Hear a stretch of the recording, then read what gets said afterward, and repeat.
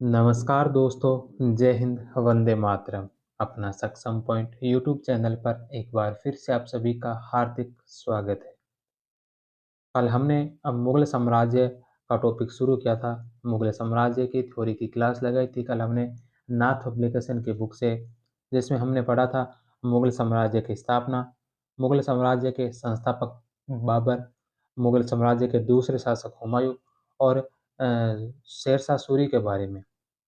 आज हम मुगल साम्राज्य की स्थापना और बाबर के शासनकाल से संबंधित प्रश्नोत्तर करने वाले हैं। रवि कुलरिया सर की बुक मध्यकालीन भारतीय इतिहास ऑब्जेक्टिव जो बुक है उसका 12th नंबर चैप्टर है, जिसमें मुगल वंश की स्थापना और बाबर का शासनकाल। तो करते हैं आज की क्लास को शुरू। पहला प्रश्न है कि यद्यपि कुछ हिंदुस्तानी अच्छे तलवारबाज हो सकते हैं, तथापि उनमें से अधिकांश सैनिक चाल और स्थिति, सैनिक बुद्धिमानी और कार्य पद्धति के बारे में कुछ नहीं जानते और इन मामलों में अकुशल है। यह कथन किसका है? तो यह कथन है बाबर का। 6 नंबर ऑप्शन। नेक्स्ट क्वेश्चन है कि वह शक्तिशाली महासंघ अपनी एकता के लिए मेवाड़ की शक्ति और प्रतिष्ठा पर इतना अधिक निर्भर था कि वह केवल एक पराजय से बिखर गया और तब से हिंदुस्तान की राजनीति के प्रधान कारक के रूप में मेवाड़ की हैसियत खत्म हो गई। पानीपत के प्रथम युद्ध के समय राणा सांगा के नेतृत्व में बने गठबंधन के संबंध में उपरोक्त कथन किस इतिहासकार का है? रसब्रुक विलियम्स का। नेक्स्ट क्वेश्चन है कि अवध के मुस्तफा फरमोली का भाई जिसे बाबर ने अवध में 1.5 करोड़ आमदनी के परगने दिए थे, कौन था वह? बायजीद। ए नंबर ऑप्शन। पानीपत की विजय के बाद बाबर ने अफगान सरदारों के साथ एक और तो दंड और दूसरी ओर शाम की नीति अपनाई। पहली नीति के अधीन उसने विशेष रूप से दोआब और आगरा के आसपास के इलाकों में उन्हें किलों से बाहर करने के लिए सेनाएं भेज दी। दूसरी नीति के तहत कई अफगान सरदारों ने अपने कब्जे के इलाके छोड़ बदले में जागीरों के तौर पर अन्य परगनों को स्वीकार करने को कहा। इस युक्ति से इब्राहिम लोदी के कुछ प्रमुख अफगान सरदारों को मुगलों के पक्ष में लाने की कोशिश की गई। ऐसे सरदारों में अवध के मुस्तफा फरमुल का छोटा भाई बायजीद, बाद में पूर्वी उत्तर प्रदेश के विद्रोही अफगानों का नेतृत्व करने वाले बिबन आजम, हुमायूं के बेटे फतेह खां सरवानी जैसे कुछ अफगान सरदारों ने बाबर की अधीनता स्वीकार कर ली। फतेह खां सरवानी को खान ए जहां का खिताब दिया गया और एक पगड़ी तथा खुद बाबर के पहनने की एक पूरी सरोपा पोशाक दी गई, जिस शेख बाजिद को लगभग 1.5 करोड़ आमदनी के परगने अवध में बख्शे गए। वे मौका आने पर इलाकों में अफगान विद्रोहियों में जा मिला। कुछ और अफगानों का भी व्यवहार ऐसा ही रहा। अहमद खान नियाजी ऐसे कुछ अफगान अब बाबर से चिपटे रहे। नेक्स्ट क्वेश्चन है कि बाबर के अनुसार हिंदुस्तान और खुरासान के बीच थल मार्ग थल मार्ग पर दो व्यापारिक मंडियां कौन सी है? काबुल और Kandahar. D number option. Babur अपने संस्मरणों में कहता है कि हिंदुस्तान और खुरासान के बीच के थल मार्ग पर दो व्यापारिक मंडियां, एक काबुल में और दूसरी कंधार में। काबुल में कास्कर से कारवा आते थे, जो चीन, ट्रांस ओक्सियन, तुर्किस्तान वगैरह के लिए व्यापारिक मंडी का काम करता था। कंधार में खुरासान अर्थात ईरान और पश्चिम में एशिया से कारवां आते थे। बाबर आगे कहता है कि काबुल में खुरासान, रोम, तुर्की, इराक और चीन के उत्पाद मिल सकते हैं और हिंदुस्तान का तो वह अपना ही बाजार है। नेक्स्ट क्वेश्चन है कि निम्नलिखित में से कौन से कथन सत्य है? कौन से कथन इसमें से सही कथन है? पहला कि बाबर ने बाजोर के युद्ध में पहली बार तोपों का इस्तेमाल किया। बाबर ने बाजोर के युद्ध में पहली बार जो तोपों का इस्तेमाल किया था, तो ये सत्य है। बाबर के माध्यम से पहली बार भारत को बारूद की जानकारी हुई।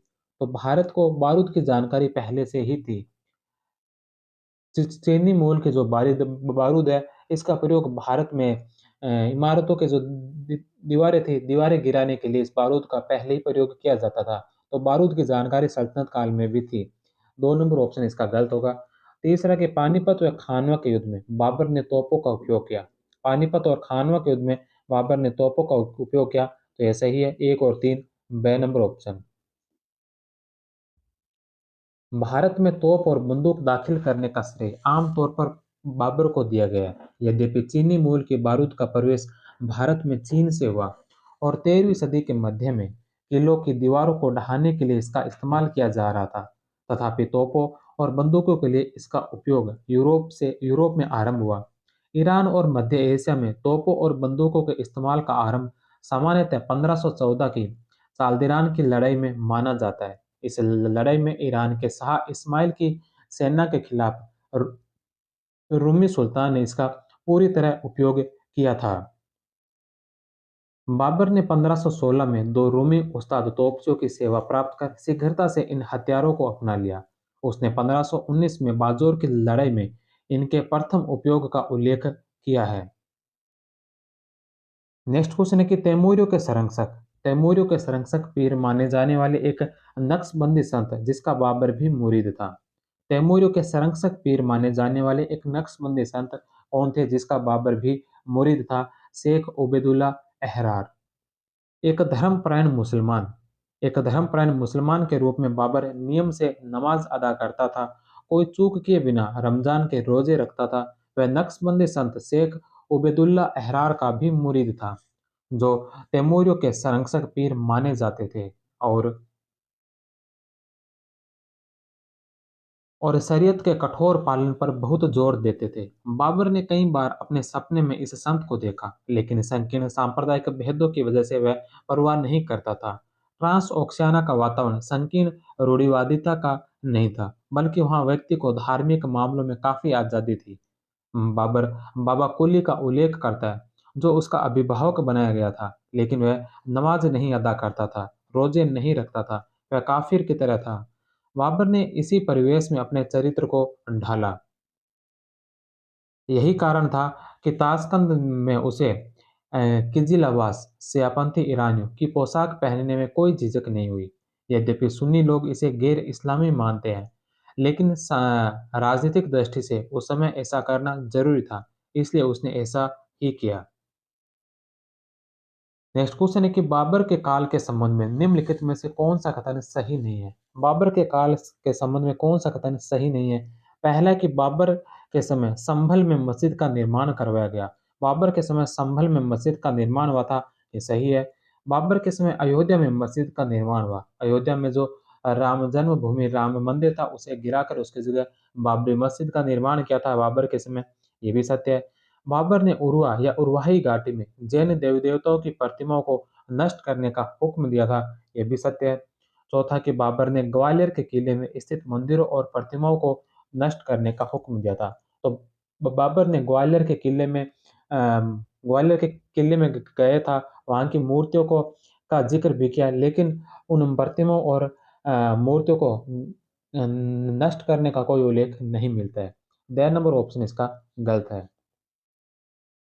बाबर ने ग्वालियर के किले में जाकर शाही महलों और मंदिरों को देखा। उसने वहां स्थापित प्रतिमाओं का जिक्र भी किया, लेकिन उन्हें क्षति पहुंचाने या नष्ट करने की कोई कोशिश नहीं की गई। उसने उर्वा घाटी में जैन देवी देवताओं की प्रतिमाओं को नष्ट करने का हुक्म जरूर दिया, लेकिन इसका कारण यह था कि वे पूर्ण रूप से निर्वसन थी। कहा गया कि संभल और अयोध्या, इन दोनों स्थलों में जो प्रांतीय सदर मुकाम थे, बाबर के कहने पर मंदिरों को नष्ट करके मस्जिदें बनवाई गई। इन दोनों स्थलों में अभिलेखों में मस्जिदें बनवाने का श्रेय स्थानीय शासकों को संभल में मीर हिंदू बेग को और अयोध्या में मीर बाकी को दिया गया, और इसका उल्लेख अनमने ढंग से किया गया कि यह काम बाबर की हिदायत पर किया गया। वहां किसी हिंदू मंदिर को नष्ट करने का कोई जिक्र नहीं किया गया है।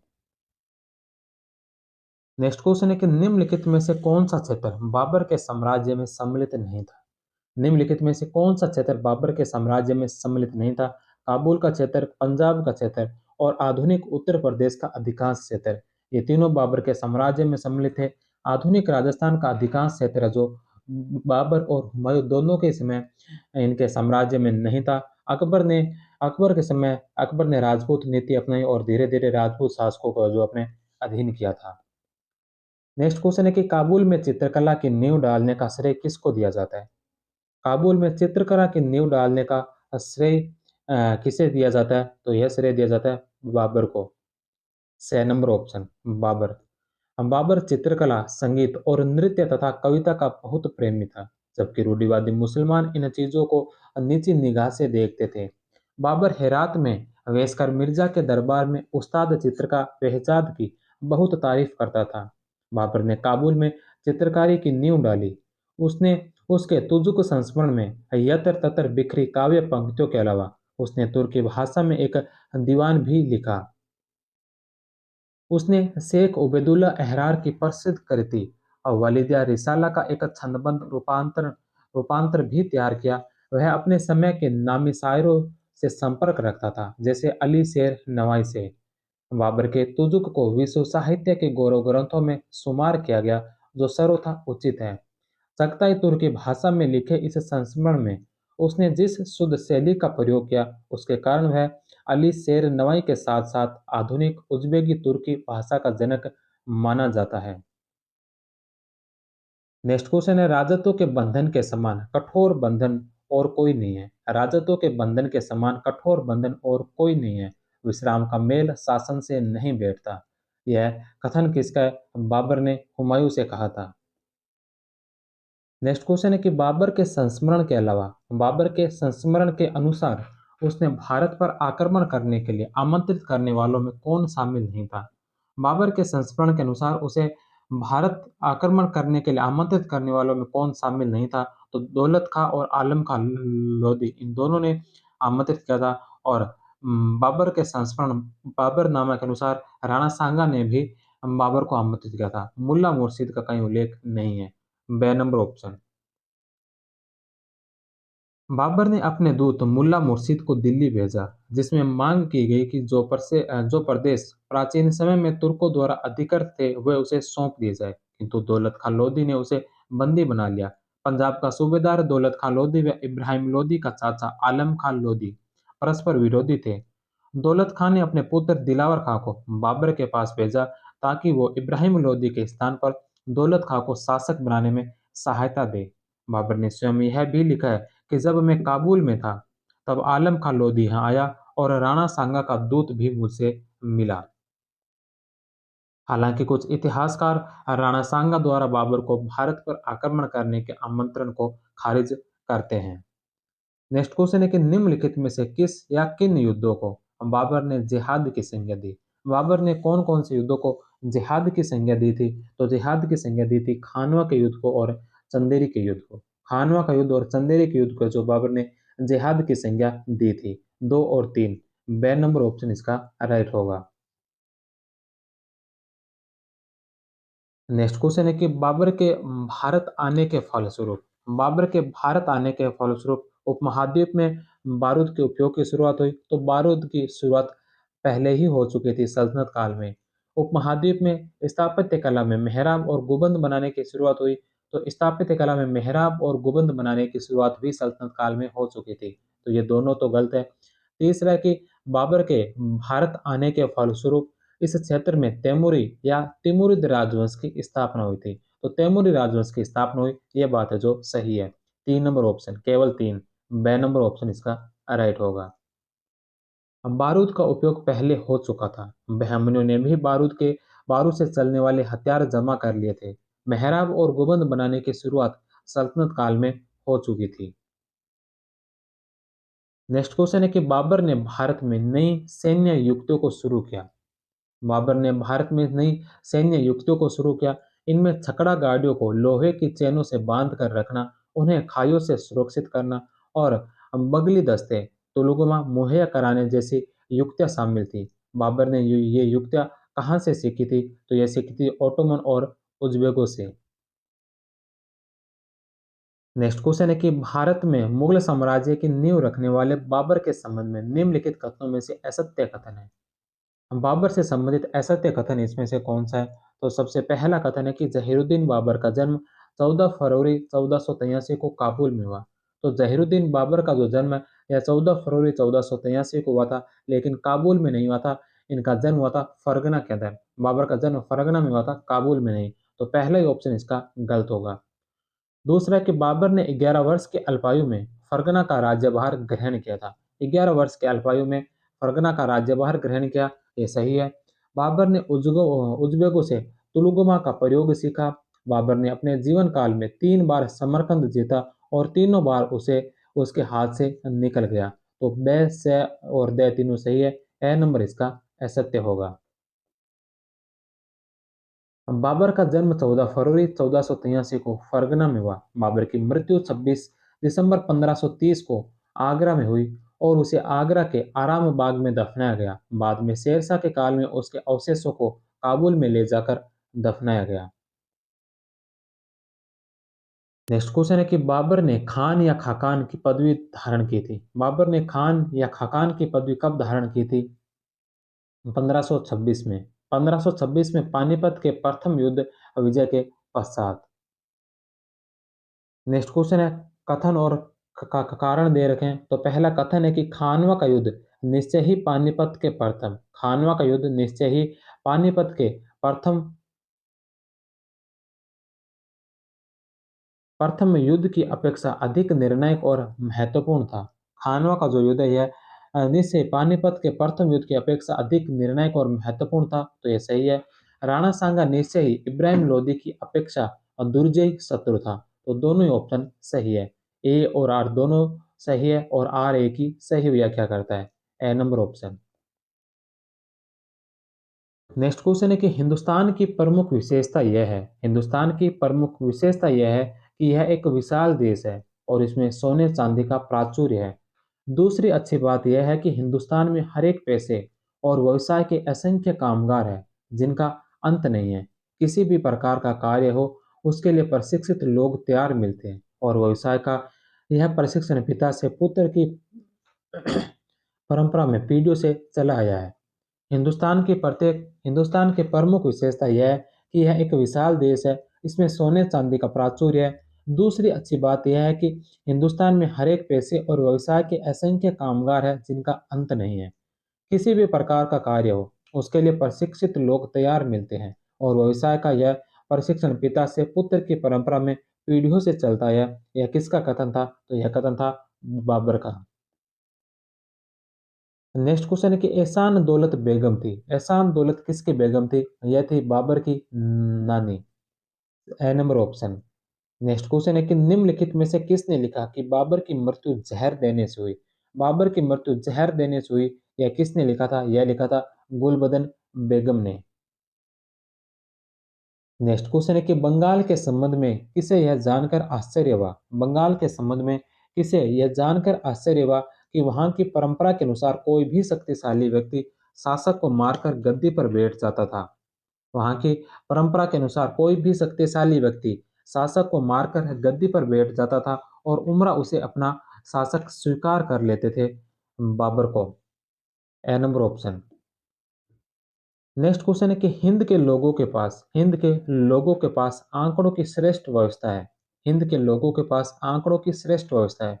सौ हजारों को सौ हजारों को 1 लाख कहते हैं। 100 लाख को 1 करोड़ कहते हैं। 100 करोड़ को 1 अरब। 100 अरब को 1 खरब। 100 खरब को 1 नील। 100 नील को 1 पद्म। 100 पद्म को 1 शंख। इन उनसे आंकड़ों की व्यवस्था हिंदुस्तान की अकूत दौलत का प्रमाण है। यह कथन किसका था? तो यह कथन भी था बाबर का। बाबर। से नंबर ऑप्शन। नेक्स्ट क्वेश्चन है कि बाबर के संबंध में निम्नलिखित में से कौन से कथन सही है? बाबर से संबंधित कौन कौन से कथन सत्य हैं? पहला कि बाबर का जन्म मावरा उन नहर में 1483 में हुआ। मावरा उन नहर में 1483 में हुआ। बाबर के पिता का नाम उमर शेख मिर्जा था। बाबर की माता का नाम कुतलुक निगार खानम था। तो ये तीनों ही सही है। चौथा कि पितृपक्ष की ओर से वह चंगेज खान का 14वां वंशज। चंगेज खान का 14वां वंशज बाबर जो था यह पितृपक्ष की ओर से नहीं बल्कि मातृपक्ष की ओर से था। और तैमूर का जो 5वां वंशज है यह पितृपक्ष की ओर से था। तो इसमें उल्टा दे रखा है। 4 नंबर ऑप्शन इसका गलत होगा। कौन कौन से सही है? 1, 2 और 3। 6 नंबर ऑप्शन। पितृपक्ष की ओर से तैमूर का 5वां वंशज और मातृपक्ष की ओर से चंगेज खान का 14वां वंशज था।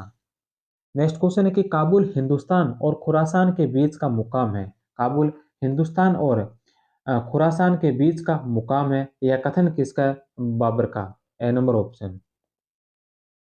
नेक्स्ट क्वेश्चन है कि बाबर के पिता उमर शेख मिर्जा सूफी संत ख्वाजा उबैदुल्ला अहरार के शिष्य थे। बाबर के पिता उमर शेख मिर्जा सूफी संत ख्वाजा उबैदुल्ला अहरार के शिष्य थे। इन्होंने ही बाबर का नामकरण किया। यह संत किस सिलसिले से संबंधित है? नक्शबंदी सिलसिले से। बाबर भी इनका शिष्य था।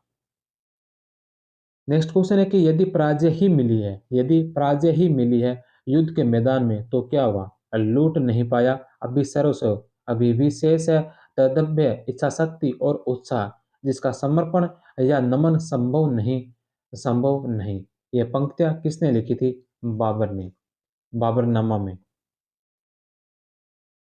नेक्स्ट क्वेश्चन है रसब्रुक विलियम्स ने किस तुर्क के बाबर से जुड़ने को बाबर के जीवन का क्रांतिकारी मोड़ कहा, जिसे बाबर ने 1516 में तोपखाने का अध्यक्ष नियुक्त किया था? कौन से तुर्क के बाबर से जुड़ने को बाबर के जीवन का क्रांतिकारी मोड़ कहा था? तो यह कहा था उस्ताद अली कुली को।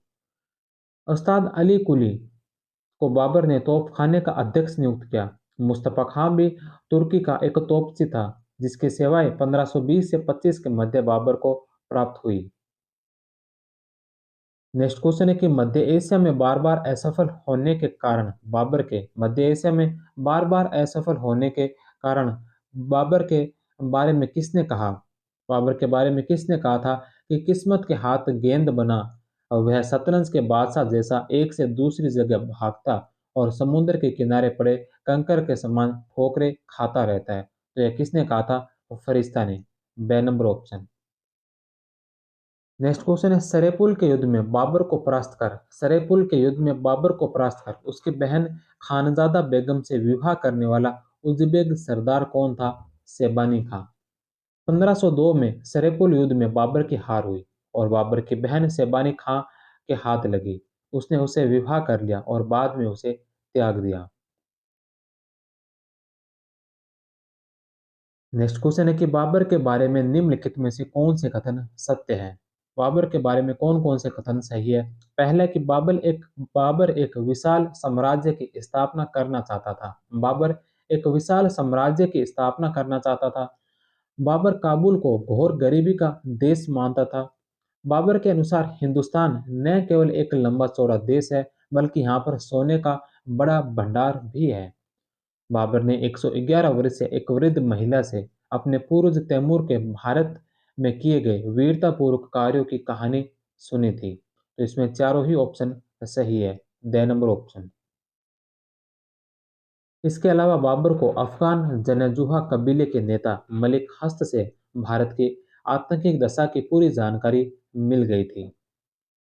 नेक्स्ट क्वेश्चन है कि बाबर द्वारा अपने किस दूत को दिल्ली भेजकर यह मांग की गई? बाबर के द्वारा अपने कौन से दूत को दिल्ली भेजकर यह मांग की गई कि जो प्रदेश प्राचीन समय में तुर्कों द्वारा अधिकृत थे वो उसे सौंप दिए जाए? तो यह भेजा गया था मुल्ला मुर्शिद को। नेक्स्ट क्वेश्चन है कि निम्नलिखित कथनों पर विचार कीजिए। दो कथन दे रखे हैं। पहला है कि बाबर ने भारत पर 5 बार आक्रमण किया। बाबर ने भारत पर जो 5 बार आक्रमण किया था तो यह सही है।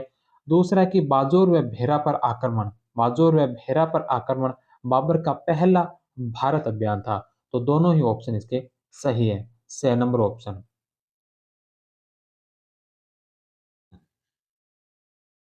बाबर ने पहली बार जनवरी 1519 में भारत पर आक्रमण किया। भारत अफगान सीमा पर यूसुफजई कबालियों द्वारा की गई बगावतों को कुचलने के बाद बाबर ने बाजौर पर व झेलम के किनारे भेरा पर कब्जा किया। सितंबर 1519 में दूसरी बार आक्रमण कर पेशावर पर कब्जा किया। बदख्शां में विद्रोह के कारण बाबर को काबुल लौटना पड़ा। बदख्शां में शांति स्थापित के बाद बाबर ने 1520 में तीसरी बार भारत पर हमला कर बाजौर, भेरा और सियालकोट पर कब्जा किया। 1524 में बाबर भारत पर चौथे आक्रमण के दौरान लाहौर व दीपालपुर पर कब्जा किया। 500 हमला 1525-26 में हुआ, जिसमें 21 अप्रैल 1526 को बाबर व इब्राहिम लोदी की सेनाओं के बीच पानीपत का प्रथम युद्ध हुआ था। नेक्स्ट क्वेश्चन है कि बाबर के संबंध में निम्नलिखित कथनों पर विचार कीजिए। पहला कि बाबरनामा में बाबर 5 मुस्लिम राज्यों और 2 हिंदू राज्यों का उल्लेख करता है। तो बाबरनामा के अंदर बाबर जो 5 मुस्लिम राज्य और 2 हिंदू राज्यों का उल्लेख करता है। 2 हिंदू राज्य जिसमें मेवाड़ और विजयनगर थे, और 5 मुस्लिम जो राज्य थे वह थे बंगाल, बहमनी साम्राज्य, मालवा, गुजरात और दिल्ली। तो यह बात बिल्कुल सही है।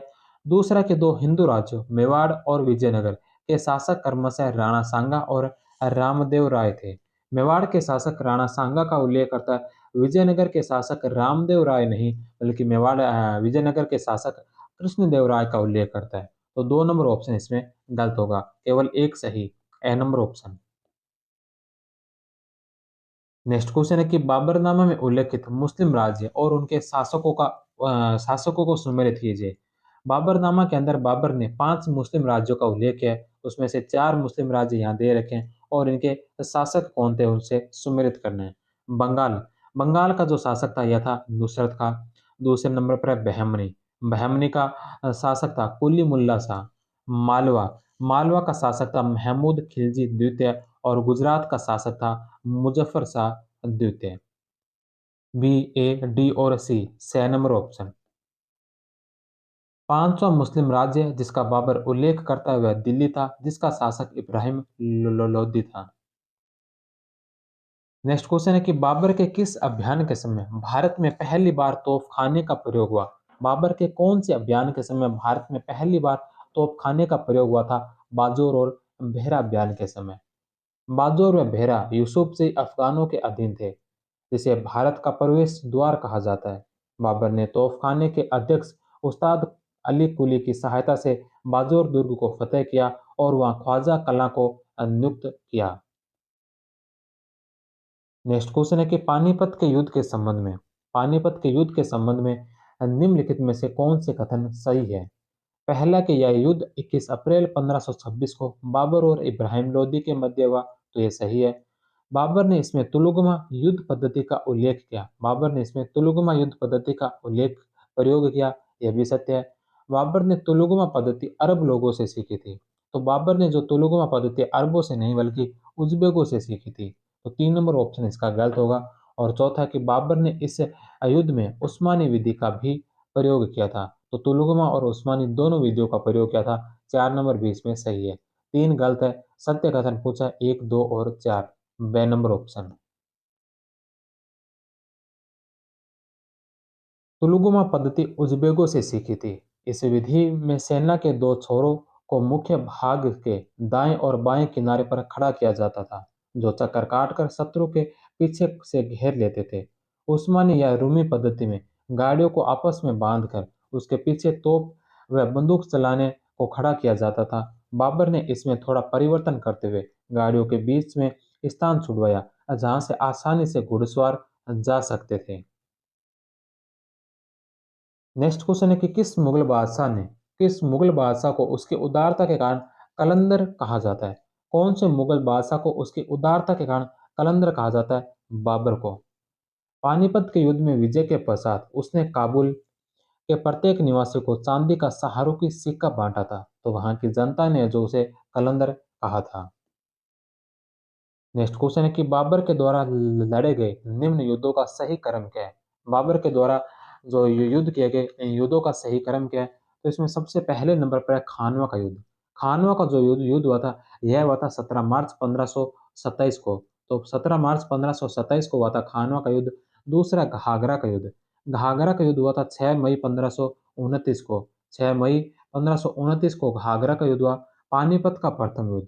पानीपत का प्रथम युद्ध हुआ था 1526 में, अप्रैल 1526, 21 अप्रैल 1526 को। और चंदेरी का युद्ध हुआ था, चंदेरी का युद्ध हुआ था 1528 के अंदर, 29 जनवरी 1528 को। तो इसमें जो सबसे पहले नंबर पर आएगा वो आएगा पानीपत का प्रथम युद्ध जो 1526 में हुआ।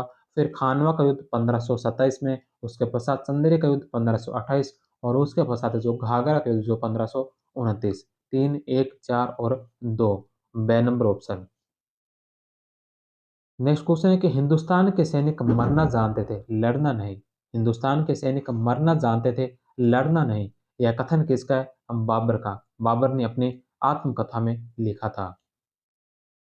नेक्स्ट क्वेश्चन है कि पानीपत के युद्ध में विजय प्राप्त करने के बाद बाबर दिल्ली पहुंचा तो वह किन सूफी संतों की मजार पर गया था? पानीपत की विजय के बाद बाबर कौन कौन से सूफी संतों की मजार पर गया था? तो कुतुबुद्दीन बख्तियार काकी और निजामुद्दीन औलिया। पहले निजामुद्दीन औलिया की मजार पर गया और उसके पश्चात है जो कुतुबुद्दीन बख्तियार काकी की। एक और दो, ए नंबर ऑप्शन।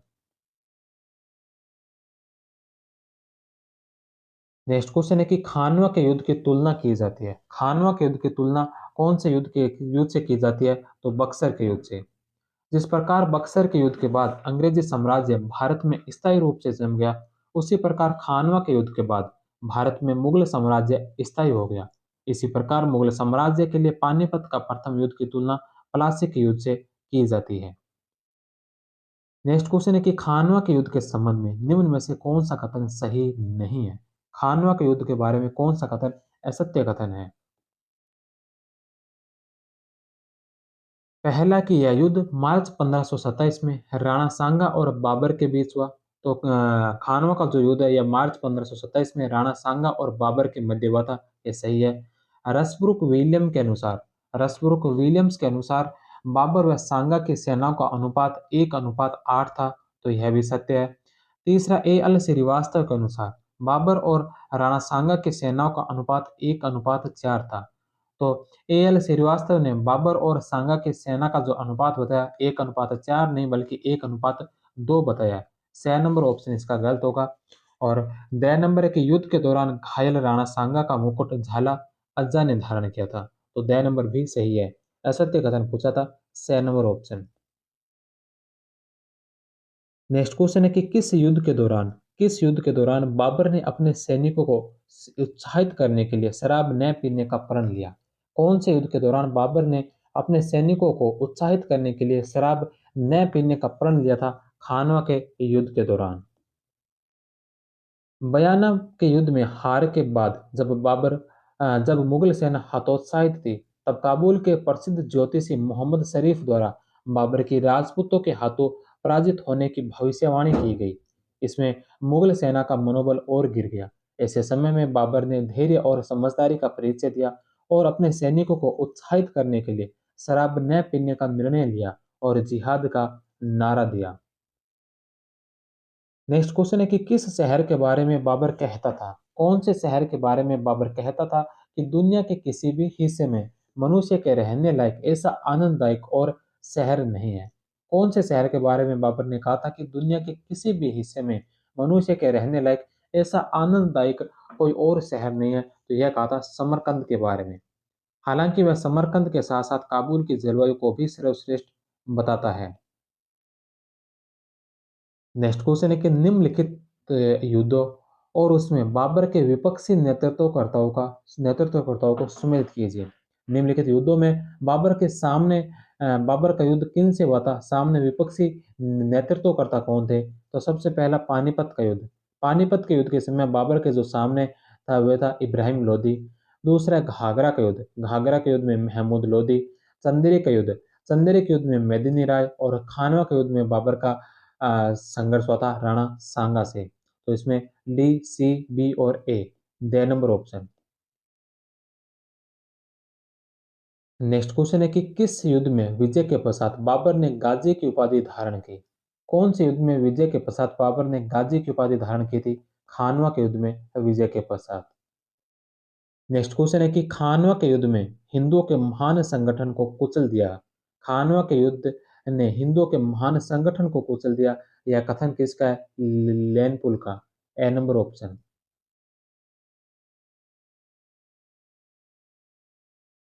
नेक्स्ट क्वेश्चन है कि बाबर की वसीयत के अनुसार साम्राज्य की जागीरों में हुमायूं और कामरान के भाग का अनुपात क्या था?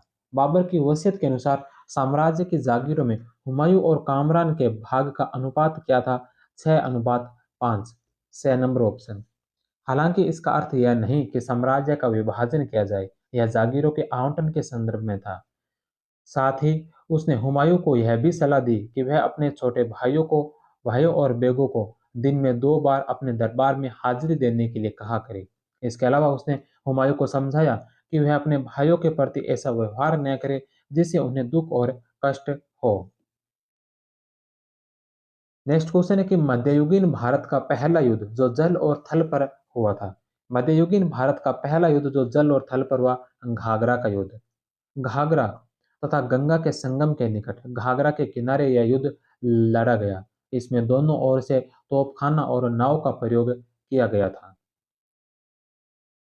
नेक्स्ट क्वेश्चन है कि खानवा के युद्ध से पहले बाबर के हारने की भविष्यवाणी करने वाला काबुल का ज्योतिषी कौन था? खानवा के युद्ध से पहले बाबर के हारने की भविष्यवाणी करने वाला काबुल का ज्योतिषी कौन था? मोहम्मद शरीफ। बे नंबर ऑप्शन। बाबर ने बादशाह या बादशाह की पदवी धारण की थी। बाबर ने बादशाह या बादशाह की पदवी धारण की थी काबुल विजय के पश्चात। बाबर की पहली उपाधि थी मिर्जा। 1506-7 में काबुल विजय के बाद बादशाह की उपाधि धारण की थी। नेक्स्ट क्वेश्चन है कि निम्नलिखित में से किस युद्ध में बाबर ने सर्वप्रथम जिहाद की घोषणा की? निम्नलिखित में से कौन से युद्ध में सर्वप्रथम जिहाद की घोषणा की थी? खानवा के युद्ध में। बे नंबर ऑप्शन। पानीपत के प्रथम युद्ध में बाबर ने किसे परास्त किया? पानीपत के प्रथम युद्ध में बाबर ने किसे परास्त किया? Ibrahim Lodi. C number option. 1526 में हुए पानीपत के प्रथम युद्ध में बाबर ने इब्राहिम लोदी को हराया। 1526 में हुए पानीपत के प्रथम युद्ध में बाबर ने इब्राहिम लोदी को हराया। खानवा का युद्ध 1527 में बाबर ने राणा सांगा को हराया। चंदेरी के युद्ध में 1528 में बाबर ने मेदिनी राय को हराया। इस युद्ध में बाबर का साथ शेरशाह सूरी ने दिया था। घाघरा का युद्ध 1529 में बाबर ने अफगानों जिसमें महमूद लोदी और बंगाल के नुसरत शाह को हराया था। नेक्स्ट क्वेश्चन है कि मुंबईयान पद्य शैली का जन्मदाता किसे माना जाता है? बाबर को। ए नंबर ऑप्शन। नेक्स्ट क्वेश्चन है कि निम्नलिखित में से कौन सी रचना बाबर की नहीं है? निम्नलिखित में से कौन सी रचना है जो बाबर की नहीं है? तुजो के बाबरी, दीवान और रिसाल ए ओसज, ये तीनों बाबर की रचनाएं। वहीं हफ्त अखिलीस है जो ख्वांद मीर की रचना है। ख्वांद मीर ने यह रचना लिखी थी हुमायूं के काल में। तो द नंबर ऑप्शन इसका राइट आंसर होगा।